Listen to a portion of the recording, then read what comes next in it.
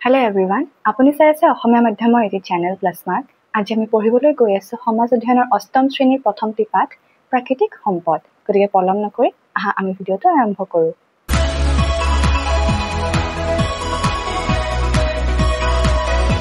প্ৰাকৃতিক সম্পদ। তোমালোকে সম্পদ আৰু সম্পদৰ প্ৰকাৰ সম্বন্ধে আগৰ শ্ৰেণীৰ পাঠত কিছু আভাস পাইছা হওক। এই পাঠত প্ৰাকৃতিক সম্পদৰ গুৰুত্ব, ব্যৱহাৰ, ব্যৱস্থাপনা আৰু সংৰক্ষণৰ বিষয়ে চমুকৈ আলোচনা কৰা হৈছে। মানুহৰ কামত অহা প্ৰকৃতিৰ সকলো উপাদানকেই প্ৰাকৃতিক সম্পদ বুলি ক'ব পাৰি। ইয়াত কোৱা ধৰণে প্ৰকৃতিৰ পৰা পোৱা প্ৰতিটো সম্পদকেই, প্ৰতিটো উপাদানকেই আমি কওঁ প্ৰাকৃতিক সম্পদ। যেনেকৈ মাটি, পানী, বতাহ, খনিজ পদাৰ্থ, উদ্ভিদ আৰু বন্যপ্ৰাণী। এই চিত্ৰত দেখুওৱা ধৰণে ইয়াত থকা মাটি, পানী, বতাহ, খনিজ পদাৰ্থ, উদ্ভিদ, বন্যপ্ৰাণী ইত্যাদিসমূহ মানুহৰ বাবে বৰ উপযোগী আৰু এইবোৰ আমি প্ৰকৃতিৰ পৰাই পাওঁ। সেইকাৰণে আমি ইয়াক কি বুলি কৈছোঁ? প্ৰাকৃতিক সম্পদ। এই আটাইবোৰে মানুহৰ বাবে অতি উপযোগী সম্পদ। ভূমি সম্পদ। পৃথিৱীৰ উপৰিভাগৰ 29% হৈছে ভূমি। এই ভূমিয়েই জীৱজগতৰ আধাৰ। এয়া হৈছে পৃথিৱী আৰু ইয়াৰ উপৰিভাগৰ প্ৰায় 29% হৈছে ভূমি আৰু এয়াই হৈছে আমাৰ জীৱজগতৰ আধাৰ। কাৰণ ভূমি হৈছে আমাৰ জীৱ জীয়াই থকাৰ এটা অন্যতম সাধন। ভূমি নহ'লে আমি জীয়াই থাকিব নোৱাৰিম। মাটি নহ'লে আমাৰ কৃষি কাৰ্য বা জীয়াই থকাৰ কাৰণে যদি আমি খোজকাঢ়ি আছোঁ সেয়া একোৱেই নাথাকিব। গতিকে ভূমি হৈছে এক এনেকুৱা প্ৰাকৃতিক সম্পদ যি নহ'লে আমি জীয়াই থাকিব নোৱাৰোঁ। মানুহৰ অন্ন, বস্ত্ৰ, বাসস্থান আৰু ইন্ধনৰ মূলতেই হৈছে ভূমি সম্পদ। কেনেকৈ? অন্ন যি আমি কৃষি কাৰ্যৰ পৰা পাওঁ, বস্ত্ৰ যি আমি এক প্ৰকাৰে উদ্ভিদৰ পৰাই পাওঁ, যি আমি কৃষি কাৰ্যৰ পৰাই পাওঁ, বাসস্থান য'ত আমি বাস কৰোঁ ঘৰ, সেয়া ভূমিৰ ওপৰতে নিৰ্মিত আৰু ইন্ধন ইয়াৰ মূলতেই হৈছে ভূমি সম্পদ। ইন্ধন যেনে কিছু খনিজ সম্পদ যেনে কয়লা, চূণশিল আমি ভূমিৰ পৰাই পাওঁ। গতিকে এইবোৰৰ মূলতেই হৈছে ভূমি সম্পদ। সেইদৰে উদ্ভিদ আৰু প্ৰাণীৰ স্থিতি আৰু বিকাশো ভূমি সম্পদৰ ওপৰতেই নিৰ্ভৰশীল। নিশ্চয়কৈ এই লাইনটোৰ পৰা বুজোৱা হৈছে যে ভূমি থাকিলেহে, অৰ্থাৎ মাটি থাকিলেহে উদ্ভিদ আৰু প্ৰাণী জীয়াই থাকিব পাৰিব। যদি মাটিয়েই নাথাকে তেনেহ'লে উদ্ভিদ আৰু প্ৰাণীসমূহ ক'ত জীয়াই থাকিব? ক'ত চলাচল কৰিব? ক'ত উশাহ নিশাহ ল'ব বা ক'ত জীয়াই থাকিব? গতিকে ভূমিয়েই হৈছে উদ্ভিদ আৰু প্ৰাণীৰ জীৱনৰ আধাৰ। ভূমিৰ ওপৰত ভিত্তি কৰি আমাৰ কৃষি, শিল্প, যাতায়াত, যোগাযোগ আদি গঢ় লৈ উঠিছে। যিদৰে আমি আগতেই ক'লোঁ যে ভূমি থকাৰ কাৰণেহে আমাৰ কৃষি, শিল্প, যাতায়াত, যোগাযোগ আদি গঢ় লৈ উঠিছে। অৰ্থাৎ মানুহৰ সভ্যতা, সংস্কৃতি, অৰ্থনীতি আদিৰ ক্ষেত্ৰত ভূমি বা মাটিৰ ভূমিকা সৰ্বাধিক। যিহেতু কৃষি, শিল্প, যাতায়াত, যোগাযোগ এই সকলোবোৰে মানুহৰ সভ্যতা, অৰ্থাৎ মানুহে এটা সময়ৰ পৰা আনটো সময়লৈ কেনেকৈ জীৱন নিৰ্বাহ কৰিছে, কেনেকৈ এই সম্পদসমূহে আমাৰ দেশখনক সবল কৰি ৰাখিছে, এয়াই হৈছে ভূমিৰ এটা অন্যতম কাম আৰু তাৰ বাবে ভূমিৰ ভূমিকা সৰ্বাধিক। এই ভূমি বা মাটি কিন্তু অসীম নহয়, ই সীমিত। যদিও তোমালোকে মন কৰিছা যে পৃথিৱীখন ইমান ডাঙৰ, কিন্তু তোমালোকে কি ভাবা ভূমি সীমিত নে অসীমিত? নিশ্চয়কৈ পৃথিৱীখনত সীমিত কিছু বস্তু আছে, যেনেকৈ ভূমি। ই যদিও বহু পৰিমাণে আছে কিন্তু ই সীমিত। আমাৰ উত্তম ব্যৱহাৰৰ কাৰণে ভূমি সদায় সীমিত। পৃথিৱীত মানুহৰ সংখ্যা কম হৈ থাকোঁতে মাটিৰ বিশেষ অভাৱ হোৱা নাছিল, কিন্তু জনসংখ্যা ক্ৰমে বাঢ়ি অহাত সেই অনুপাতে ব্যৱহাৰ উপযোগী মাটিৰ অভাৱ হ'বলৈ ধৰিলে। যিদৰে মই ক'লোঁ, ব্যৱহাৰ কৰিব পৰা ভূমি আমাৰ কাৰণে খুব সীমিত। আগতে জনসংখ্যা ইমান বৃদ্ধি হোৱা নাছিল, তেতিয়া আমাৰ ভূমিৰ ব্যৱহাৰো কম আছিল। ফলস্বৰূপে আমাৰ কৃষি, শিল্প, যাতায়াত, যোগাযোগ এইবোৰ ভূমিৰ ব্যৱহাৰ কম আছিল। কিন্তু এতিয়া আমাৰ জনসংখ্যা ইমান বৃদ্ধি পাইছে, পপুলেশ্যন ইমান গ্ৰোথ হৈছে, সেইকাৰণে আমাৰ উপযোগী ভূমিসমূহৰ সংখ্যাও কমি আহিছে, ভূমিৰ মাত্ৰাও কমি আহিছে। আমি যদি মন কৰোঁ, প্ৰায় দেখিছোঁ যে ঠায়ে ঠায়ে বিল্ডিং, ঠায়ে ঠায়ে উদ্যোগ ইত্যাদিসমূহ গঢ় লৈ উঠিছে। যিহেতু সেইবোৰৰ সংখ্যা বাঢ়ি গৈছে, গতিকে মানুহৰ বাসস্থান, কৃষি আদিৰ ক্ষেত্ৰত ঠাইসমূহ কমি আহিছে। গতিকে আমি কি বুজিছোঁ যে ভূমি সীমিত, বিশেষকৈ ব্যৱহাৰৰ উপযোগী ভূমিটো আৰুৱেই সীমিত। গতিকে আমি খুব চাই বাছি আৰু লাভান্বিত হ'ব পৰাকৈ ভূমি ব্যৱহাৰ কৰিব লাগে। আৰু যিখিনি ভূমি অলৰেডি বিনষ্ট হৈ গৈছে, আমি সদায় চেষ্টা কৰিব লাগে যাতে তাক আমি কিছু পৰিমাণে হ'লেও আকৌ আগৰ ৰূপলৈ ৰূপান্তৰিত কৰিব পাৰোঁ। প্ৰধানকৈ জলবায়ু, মাটিৰ গুণাগুণৰ তাৰতম্যৰ বাবে পৃথিৱীৰ সকলো ঠাইতে সমানে জনবসতি গঢ়ি উঠা নাই। ইয়াত দুটা কাৰণ কৈছে যাৰ বাবে পৃথিৱীৰ সকলো ঠাইতে সমানে জনবসতি গঢ়ি উঠা নাই, আৰু সেয়া দুটা হৈছে জলবায়ু আৰু মাটিৰ গুণাগুণৰ তাৰতম্য।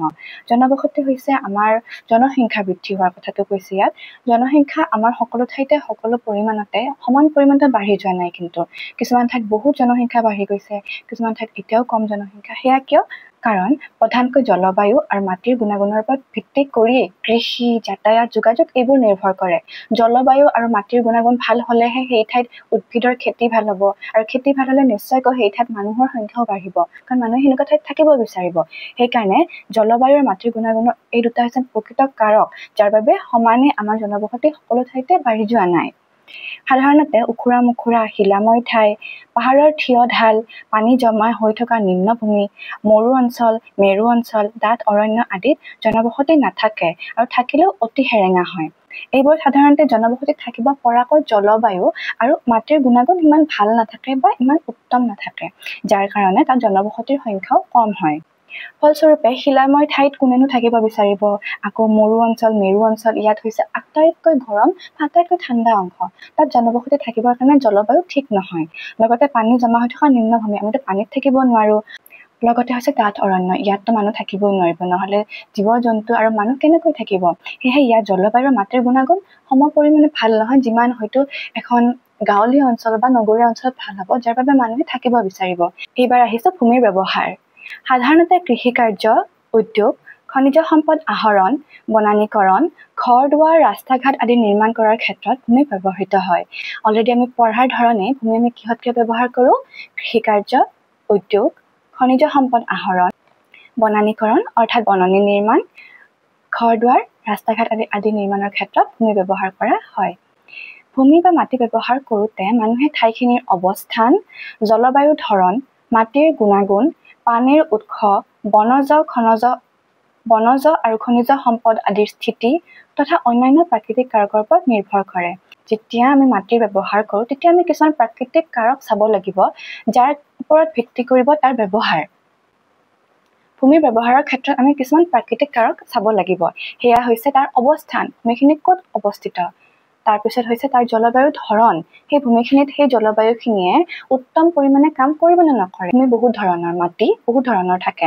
কিছুমান ভূমি পোৱা যায় কেৱল ঠাণ্ডা জেগাত, কিছুমান ভূমি পোৱা যায় কিছুমান গৰম জেগাত। গতিকে যদি আমি গৰম জেগাত উত্তম ভূমিখিনি ঠাণ্ডা জেগাত ৰাখোঁ, তাত জানো গছ ৰোপণ কৰিব পৰা যাব? তাত জানো আমি উচিত পৰিমাণে ভূমি ব্যৱহাৰ কৰিব পাৰিম? নোৱাৰিম। যদি আমি ৰাজস্থানৰ সেই গৰম মাটিখিনি মেৰু অঞ্চলৰ আটলান্টিকৰ একদম ঠাণ্ডা জেগাত থৈ দিওঁ, তাত জানো আমি কিবা গছ ৰোপণ কৰিব পাৰিম? তাত জানো কিবা গছ হ'ব? নহয়, কাৰণ তাত আমাৰ নিৰ্ভৰ কৰিব জলবায়ুৰ ওপৰত। কিছুমান মাটি কেৱল ঠাণ্ডা জেগাতেই উত্তম বুলি ক'ব পাৰি, আৰু কিছুমান মাটি গৰম জেগাত উত্তম। সেইকাৰণে আমাৰ অসমত ইমান বিভিন্ন ধৰণৰ গছ পোৱা যায়, কিন্তু আমাৰ জানো ৰাজস্থানত পোৱা যায়? নাযায়, কাৰণ তাতে নিৰ্ভৰ কৰিছে এটা কাৰক, সেয়া হৈছে ভূমি। আৰু ভূমিৰ অৱস্থান জলবায়ুৰ ধৰণৰ ওপৰত নিৰ্ভৰ কৰে তাৰ ব্যৱহাৰটো। মাটিৰ গুণাগুণ অৰ্থাৎ যেনেকৈ আমি বালি ব্যৱহাৰ কৰোঁ আমাৰ ঘৰ বান্ধিবলৈ, কিন্তু আমি জানো ৰঙা মাটি ব্যৱহাৰ কৰোঁ ঘৰ বান্ধিবলৈ? নকৰোঁ। গতিকে মাটিৰ গুণাগুণৰ ওপৰতো ইয়াৰ ব্যৱহাৰ নিৰ্মিত। বনজ আৰু খনিজ সম্পদৰ আহৰণৰ ক্ষেত্ৰতো আমি কিছু মাটিৰ ব্যৱহাৰ চাব লাগিব, কাৰণ খনিজ সম্পদ আৰু বনজ সম্পদ কিছু এনেকুৱা সম্পদ যিবোৰ পৃথিৱীৰ কিছু কিছু ঠাইতহে পোৱা যায়। যদি আমি তাৰ পৰা আহৰণ কৰিছোঁ আৰু তাৰ ফলত মাটিৰ কিছু দুৰ্ব্যৱহাৰ হৈছে বা মাটিৰ অপচয় হৈছে বা মাটিৰ কিছুমান পলিউশ্যন হৈছে, প্ৰদূষণ হৈছে, গতিকে আমি চেষ্টা কৰিব লাগিব যাতে কিছুমান এনেকুৱা উপায় আমি অৱলম্বন কৰোঁ যাৰ দ্বাৰা মাটিৰো অপচয় নহওক, মাটিৰ প্ৰদূষণ নহওক, লগতে আমি খনিজ সম্পদ বা বনজ সম্পদসমূহো আহৰণ কৰিব পাৰোঁ। প্ৰাকৃতিকভাৱে সুবিধাজনক কোনো এঠাইত জীৱন নিৰ্বাহ কৰি থকা মানুহৰ কাষলৈ ক্ৰমান্বয়ে অইন ঠাইৰ মানুহৰ আগমন ঘটে। ইয়াত কোৱা হৈছে যে যেতিয়া এটা ঠাইত প্ৰাকৃতিকভাৱে সকলো ফালৰ পৰাই সফল, যেনেকৈ তাৰ মাটি ভাল, তাৰ পানী ভাল, তাৰ উদ্ভিদ ভাল, তাৰ প্ৰাণী ভাল, গতিকে এই গোটেইসমূহ বস্তু যদি এভেইলেবল থাকে, তেনেহ'লে সেই ঠাইত অন্য মানুহবোৰো আহে। সেই ঠাইত অন্য মানুহেও থাকিবলৈ আহে। উদাহৰণস্বৰূপে এই দুখন পিকচাৰ চাবা, ইয়াত এটা ঠাই য'ত ইমান ধুনীয়া গছ গছনি, মাটি, পানী সকলো আছে, আৰু এটা ঠাইত য'ত কেৱল আৰু কেৱল প্ৰদূষণ, কেৱল সম্পদৰ দুৰ্ব্যৱহাৰ এইবোৰ হৈছে। গতিকে কোনটো ঠাইত তোমালোকে যাব পছন্দ কৰিবা? নিশ্চয়কৈ য'ত উদ্ভিদ আৰু সকলো ধৰণৰ সম্পদ এভেইলেবল। গতিকে এই লাইনটোত এয়াই কোৱা হৈছে যে য'ত প্ৰাকৃতিক সম্পদবোৰ অলৰেডি বহুত ভাল, বহুত পৰিমাণে আছে, সেনেকুৱা ঠাইতে মানুহে থাকিব বিচাৰে, আৰু সেইকাৰণে এটা ঠাইৰ পৰা আন ঠাইলৈ মানুহৰ আগমন ঘটে।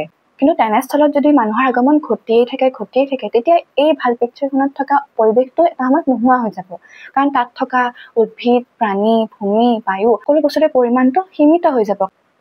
কাৰণ এই ঠাইখিনিয়ে কেৱল হয়তো এটা সীমিত পৰিমাণৰ মানুহে কেৰি কৰিব পাৰিব, অৰ্থাৎ এই ঠাইখিনিত হয়তো কেৱল দুঘৰ মানুহ থাকিব পাৰিব, কেৱল 10জন মানুহ থাকিব পাৰিব। কিন্তু ইয়াত যদি এতিয়া 20জন 50জন 100জন মানুহ হৈ যায়, তাত জানো সম্পদবোৰ ভালে থাকিব? এটা সময়ত তাৰো সম্পদবোৰ বিনষ্ট হ'ব। সেইকাৰণে জনসংখ্যা বৃদ্ধি হোৱাৰ লগে লগে আমাৰ প্ৰাকৃতিক সম্পদসমূহো বিনষ্ট হ'বলৈ আৰম্ভ কৰে। উদাহৰণস্বৰূপে ভাৰতৰ গংগা ব্ৰহ্মপুত্ৰ উপত্যকা সমভূমি অঞ্চলৰ কথাকে ক'ব পাৰি।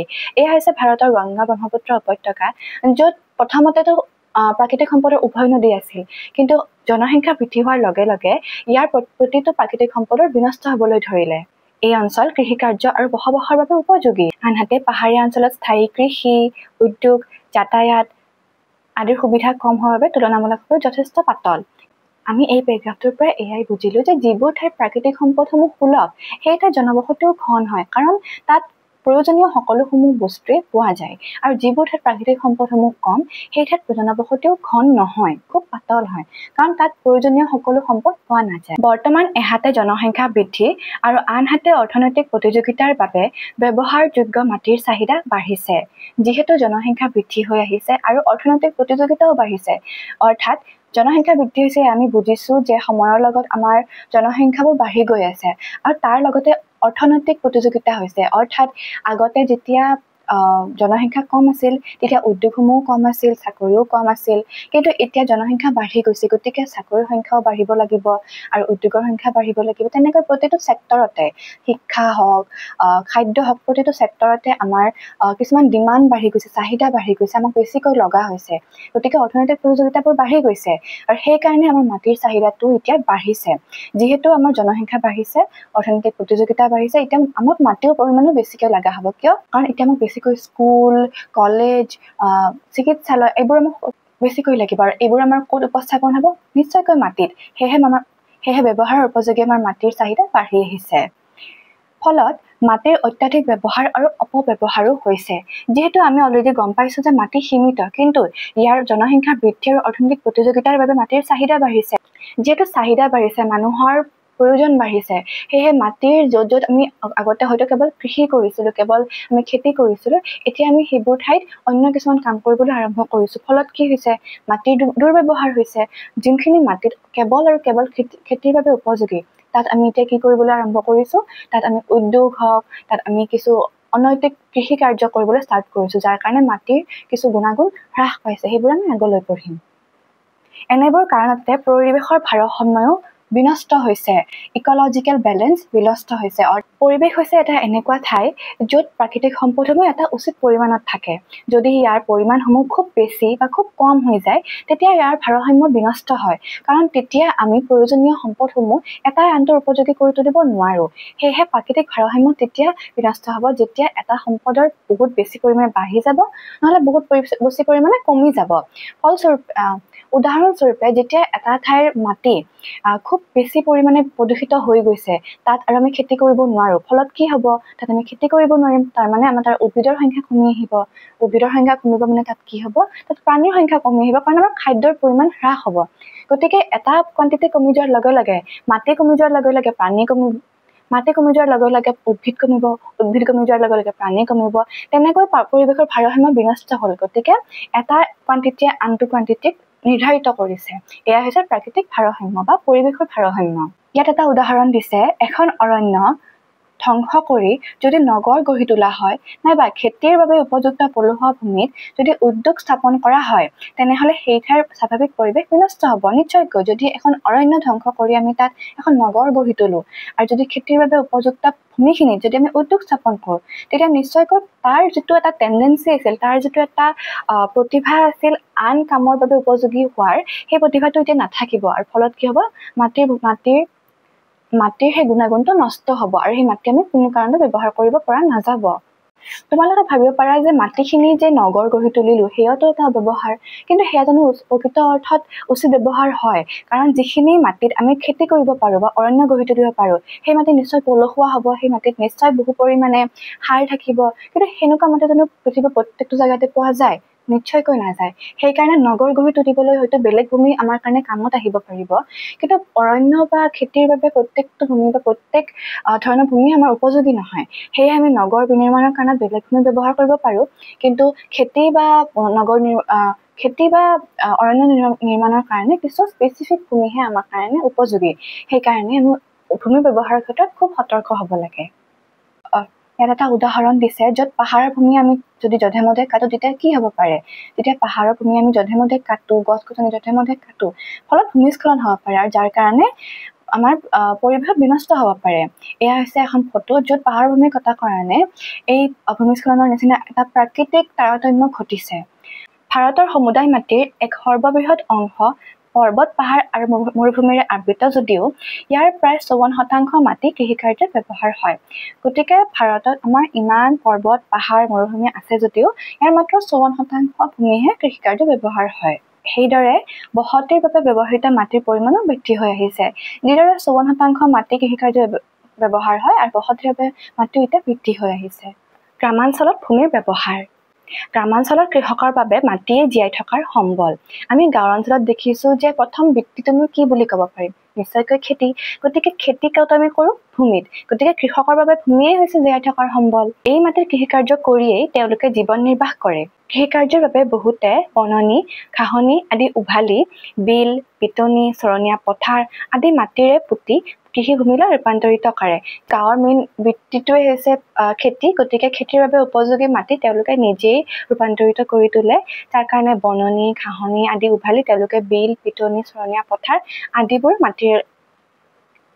মাটিৰে পুতি কৃষিভূমিলৈ ৰূপান্তৰিত কৰে এনে কৰোঁতে পৰিৱেশত পৰিব পৰা প্ৰভাৱৰ কথা বেছি ভবা নহয় যিহেতু কৃষিভূমি আমাৰ কাৰণে জৰুৰী কিন্তু সেইবুলি এয়া নহয় যে আমি যিবোৰ বিল পিটনি চৰণীয়া পথাৰ এইবোৰ আমি বিনষ্ট কৰিম এইবোৰ আমি মাটিৰে পুতি ফেলে আমি কৃষিভূমিলৈ ৰূপান্তৰিত কৰাটো প্ৰয়োজনীয় নহয় কিন্তু এইবোৰ কৰাৰ ক্ষেত্ৰত তেওঁলোকে সিমান নাভাবে কিন্তু এইবোৰ কৰাৰ বাবে কৃষিভূমি যদিও হৈছে কিন্তু বিল পিটনি এইবোৰতো বিনষ্ট হ'ল গতিকে এইটো এটা ড্ৰবেক এইটো এটা লিমিটেশ্যন এইটো এটা আমাৰ কাৰণে উচিত কাম নহয় তথাপি আচলতে সামাজিক অৰ্থনৈতিক পৰিৱেশৰ কথা বিবেচনা কৰিহে ভূমিভাগ ব্যৱহাৰ কৰা উচিত গতিকে আমি সামাজিক ক্ষেত্ৰত অৰ্থনৈতিক ক্ষেত্ৰত আৰু পৰিৱেশৰ ক্ষেত্ৰত ভাবি ফেলেহে এটা ভূমি ব্যৱহাৰ কৰিব লাগে কিন্তু গ্ৰামাঞ্চলত যিহেতু মেইন বৃত্তিটোৱে হৈছে খেতি আৰু সেয়া মেইনকে ভূমিৰ ওপৰত নিৰ্ধাৰিত আৰু নগৰতকৈ ভূমিৰ পৰিমাণ গাঁৱত বেছি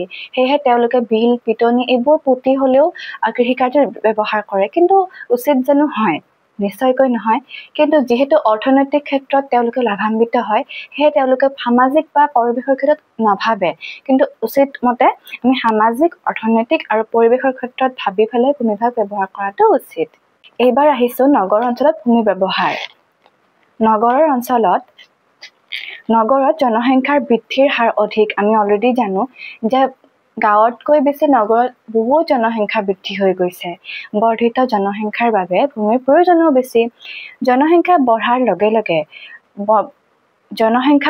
লগে লগে ব্যৱসায় বাণিজ্য উদ্যোগ ৰাস্তা ঘাট আদিৰো প্ৰসাৰ ঘটে যিহেতু জনসংখ্যা বাঢ়িলে আমি অলৰেডি পাইছোঁ যে আমাক চাকৰি বেছিকৈ লাগিব শিক্ষা বেছিকৈ লাগিব তাৰ কাৰণে স্কুল কলেজ চিকিৎসালয় প্ৰতিটো বস্তুৰে পৰিমাণ বাঢ়িব সেয়েহে ব্যৱসায় বাণিজ্য উদ্যোগ ৰাস্তা ঘাট আদিৰ পৰিমাণ বাঢ়িব অৰ্থাৎ প্ৰসাৰ ঘটিব